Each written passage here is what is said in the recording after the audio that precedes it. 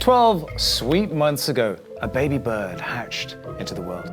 On this day, this special day, we celebrate its first birthday, what it has achieved, where it came from, where it's going, and what storied future awaits it." Bird? Wait, let's get real here. Birds, as we know them, are the direct descendants of the theropods, meat eaters that walked on two legs, and the most fearsome of them, the mighty T-Rex. Because, for all the touchy-feely memes, the altruistic Genesis story, Yearn is without a doubt the apex predator of yield aggregators, the YFI token, the most thrusting of last year's biggest governance token success stories. And it's this contradiction that cut right through the story of its creator and reluctant paterfamilias. Now, making sense of it all will require us to park the snark, avoid the sharks and jump in the ark, sail away from the dark forest and explore the furthest reaches of the map. But we will need a nudge to get us there. So let me be Morpheus and offer you this. If you take the blue pill, we forget all about Wonderland. There is no rabbit hole, only Yearn and the Defiant. So tell me this, what will you choose?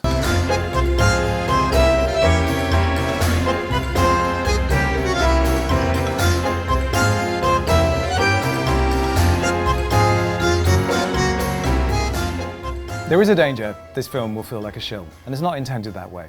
I am full of admiration for what has been accomplished by Yearn, but that doesn't mean it's perfect, it's just admirable, which sets us beautifully to talk about this week's sponsors. And the first one up is Balancer, who've been a fantastic supporter of the Defiant and consistently proven themselves to be one of the best DeFi protocols in town. Their gas-optimized vault architecture makes trading cheaper than anywhere else. Liquidity providers can optimize their fee earnings using the dynamic fee system that automatically adjusts to market conditions. You can also use asset managers to lend out idle assets, dramatically increasing your capital efficiency. And because Balancer is an open platform for flexible, automated markets, you can choose from stable pools or weighted pools, and in the future, tons and tons more designs will be created that frankly, we don't even know about yet. Check it out at balancer.fi.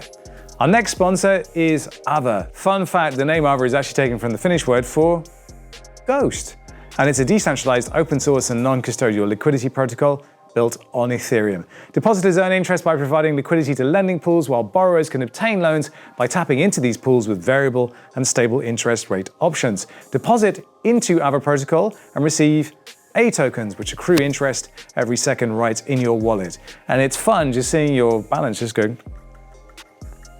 every second. Swap any of your deposited assets at any time to get the best yields on the market. And for the developers out there, Aave features access to DeFi building blocks like flash loans and credit delegation. The Aave protocol liquidity pools are now available on Ethereum and everyone's favorite sidechain, Polygon. Now, let's get back.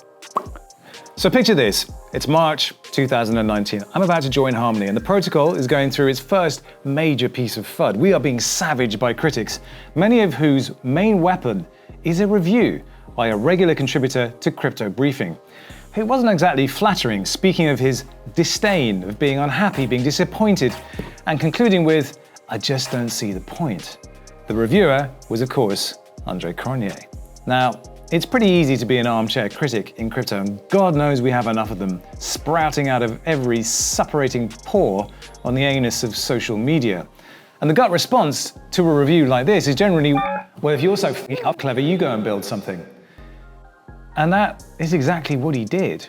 And throughout the story of Yearn, the figure of Andre himself is woven through as a kind of anti-hero messiah, both enraged and enriched by his creation, disavowing ownership, yet unable to prevent himself rising to defend it. As with Sergei Nazarov for Chainlink, the imagery of Andre as some kind of divine being has generated what could easily be misread as cult-like devotion. And this film will claw its way deep into the soft underbelly of Yearn's mythology to celebrate its one-year anniversary, and celebrate in particular that mythical weirdness. But if we strip away all the fluff, what do we actually have here? So Yearn is a yield maximizer. It switches your funds between platforms like Aave, DidX, or Compound to increase your APY, which means you don't have to constantly scan for the best rates. You have access to vaults, which use a range of strategies to maximize yield. There's an insurance product, a ZAP product for moving tokens around, plus a bunch of other stuff in beta that's fun to play around with, but be careful. YFI is the governance token. The supply is minuscule, only 36,666 of them will ever exist, although you can wrap them as WFI tokens and create nicer numerals to work with if decimal places aren't your cup of degeneracy. And yes, it really is that easy to define the yearn product, which is the whole point of the thing. And there have been forks and clones aplenty, YFI after YFI after YFI, the vast majority run by anonymous developers. And while that isn't anything surprising, it is, however, what has cemented yearn's legend over the last year, precisely because we know who Andre is. And thanks to his Twitter and Medium accounts, we also know who he's not. He isn't an immortal being. He isn't immune to Twitter trolls. He does make mistakes. And wait, that means he's human. 'Cause I'm only human after all. Now, the yearn community shared with me their vision document for what this project is, was, has been, and should continue to be. And this quality shines through above everything else. Now, while I was at Harmony, I tried to push the marketing line that the best version of ourselves would be a blockchain for humans. Now, I don't think I ever succeeded in getting us anywhere near that, but in a space populated almost entirely by apes, sharks, bulls, and bears, yearn appears to value its humanity above everything else. It's baked into their origin story, the birth of Fair Launch. So let us now dive deep into this black book and explore the mythology of yearn. Now, throughout this film, we'll be hearing from Andre himself, or at least his words. Well, you see, we couldn't afford to fly to wherever it is Andre is located, so we hired an actor to be the voice of Andre. This guy. And let me tell you, we couldn't be more proud. But now, on with the show. In the land of blue pills, everything you thought was important ceases to matter. Your title, your net worth, your nationality, your degrees, your looks, even your name. All that matters is your contribution. How do you communicate from within a network with no leader? How do you unite the views of hundreds of diverse contributors from around the world? The short answer is, you can't.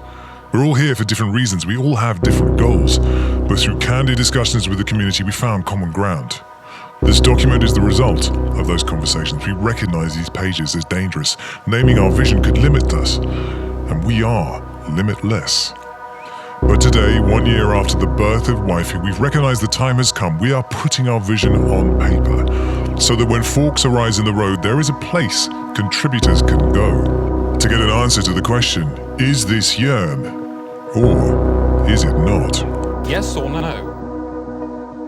Yearn never had a white paper, no painful crystallization of thought into grammar and punctuation that doesn't really mean anything. It just evolved into what it is. And with that has arisen culture, that feeling in the gut of what belongs and what doesn't. And that breeds confidence that what you're doing is correct and the people you want to build it with you will come because it's the right place for them to be. But it wasn't always that way.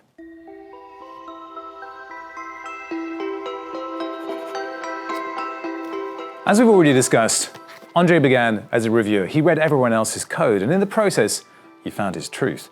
That most projects were built on lies and hype. They were forks with fancy names or forks that didn't do what they promised. But some of them were different.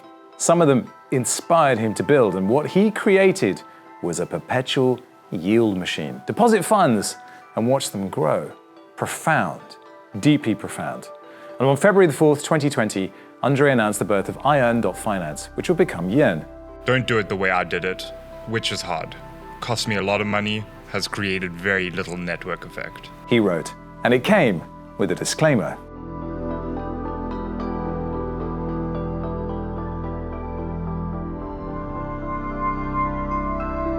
I test in prod.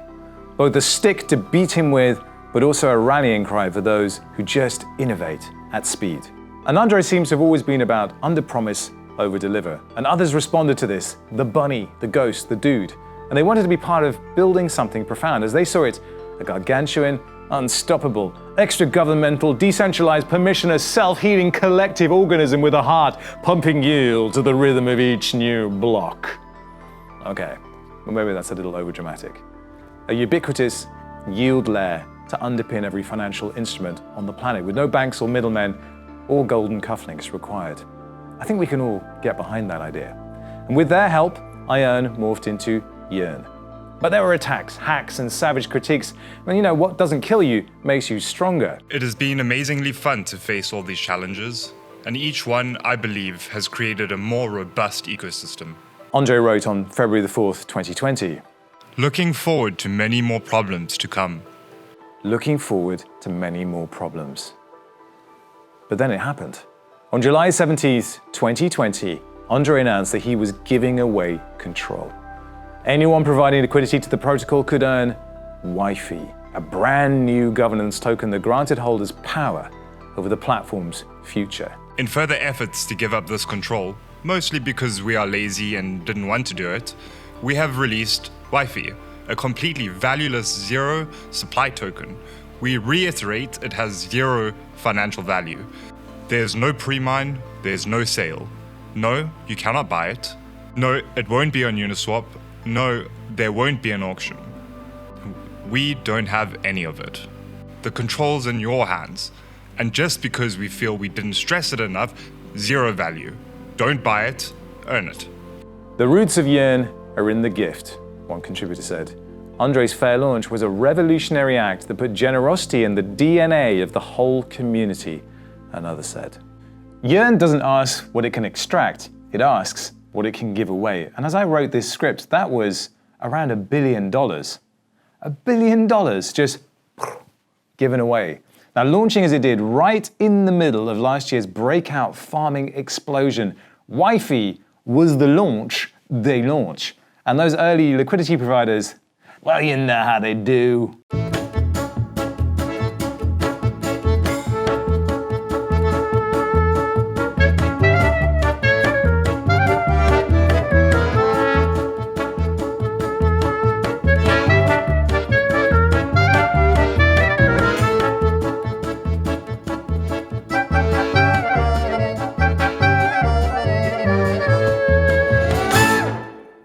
What is so bananas about all of this is that Andre does not consider himself to be yearn. Despite being so closely associated with the brand, he's quick to distance himself.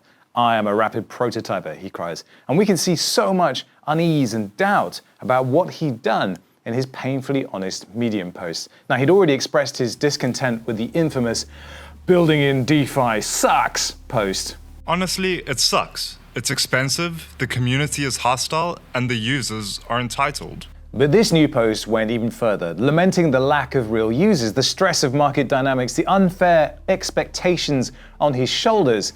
But the hardest one to read was this paragraph. When I decided to distribute YFI 100%, it was because I believed it would allow me to exit to the community. However, I'm still blamed if the price goes down. I'm still constantly plagued by when next release, when updates, etc. messages. I still have all the responsibility and expectation, except I have zero of the reward or upside. Don't do this. I was an idiot. Community is bullshit. Governance and community kill innovation and development. Don't do it. Don't put your blame on me. Andre never asked to be placed on a pedestal, and yet in all the fan art, there he is, the most human deity in DeFi, wearing his heart on his sleeve. He rage quit, and then he came back. And while he might have been pushed to breaking point, those who bought the token all but lost their minds in the complete insane intoxication of it all. Do you remember this?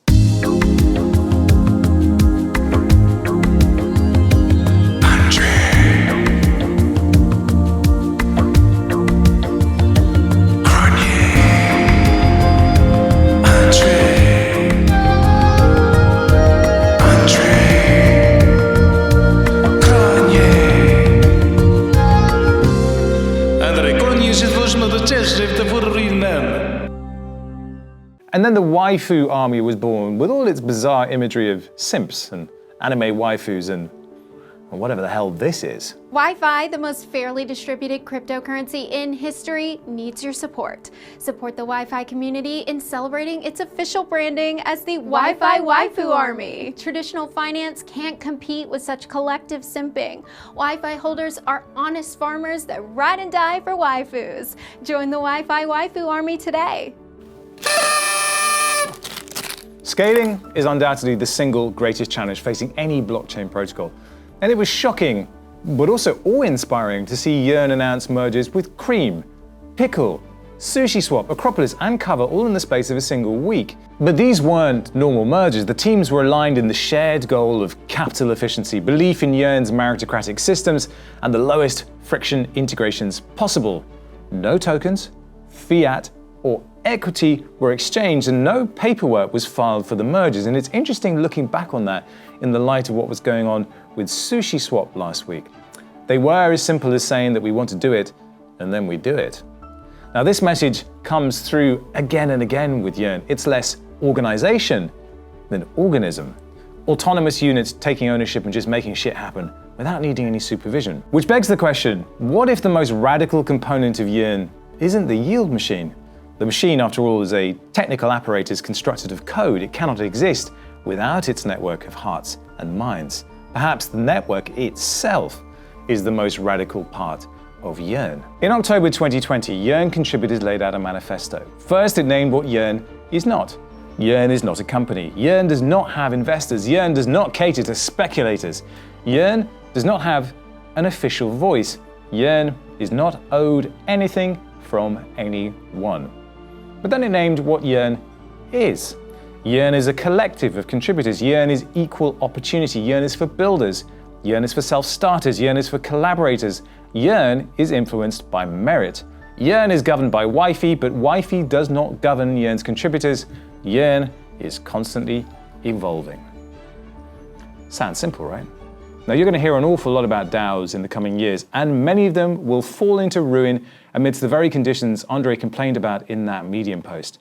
But Yearn has seemingly found a way through that. Now, it would be wrong to paint this as a fantasy utopia, but for those working within it, well, it kind of is. And most DAOs won't last long enough to find that out for themselves. I'm only human, I do what I can. So where does Yearn go from here? Well, to understand that, we must once again look in the book. We came from chaos and have chosen not to project the rigid, closed, hierarchical control structures imprinted in our collective memory into this pure, formless space in front of us. We choose the harder path, the path of creation. You are all welcome. You're all necessary. Find an oar and start pulling. Yearn is a ship from the fleet of tomorrow. We have built it from the lumber of the dark forest. Now that we are here, you can see that the destination doesn't matter at all.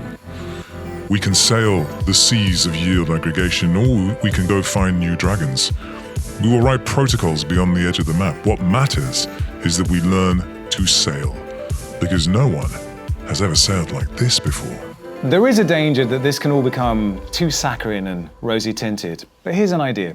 Rather than throwing shade on Twitter, take a look, contribute, charge your psyche net positive, because who knows, something good might happen.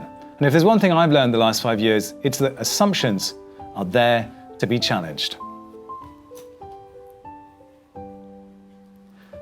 This was the Defiant, wishing all you wifeys out there a very happy birthday.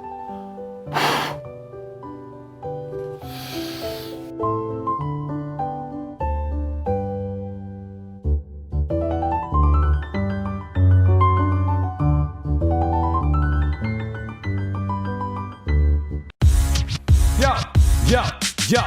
So this is a story all about how the pickle jar got twisted upside down. But in crypto you know nothing never really dies, cause not every loss you make it gets realized. Now wait a minute, all you blockheads creeping up. This is how we do it on the blockchain. Big bets. Maybe the pickle was sweeter with every bite. Missing nothing on the real game. Double team, banteng. So we don't know what this phase is. We filling holes with different gauges. We see them losses and we play this, bailing out the party with an M&A playlist. DAO, they got their hands on the figures, but left a few of them harders, all shaking, beating and triggered. And yo, I see that wallet and it's painful. All this sneaky shit, disgraceful and it's shameful. Andre, tell me what's the deal? What's the deal? Andre, tell me what's the deal? What's the deal? Andre, tell me what's the deal? We gonna purge or emerge? Tell me what's the deal? Yo, we need some perspective on this situation. This DeFi jibber jabber needs proper explanation. Camilla, truth dealer, whosoever you are. I'm talking Russo, what's your take? You're the DeFi star. The Yearn and Finance merger shows an interesting trend of consolidation in DeFi, which makes sense that at some point after you have this explosion of new protocols and platforms, the bigger fish will start to eat the smaller ones to increase efficiency and, well, to become even bigger fish. It's also one of a series of partnerships between Yearn and other players. Yearn recently merged with Cream and partnered with Hedgic. So what we're seeing is yearn.finance becoming a huge multi-purpose, multi-function DeFi bank or non-bank with automated investment, insurance, options, and lending. For Pickle, it's a nice way to recover after its recent attack. The rise in its token price shows Pickle holders are happy about them. Andre, tell me what's the deal? What's the deal? Andre, tell me what's the deal? We gonna purge or emerge? Tell me what's the deal?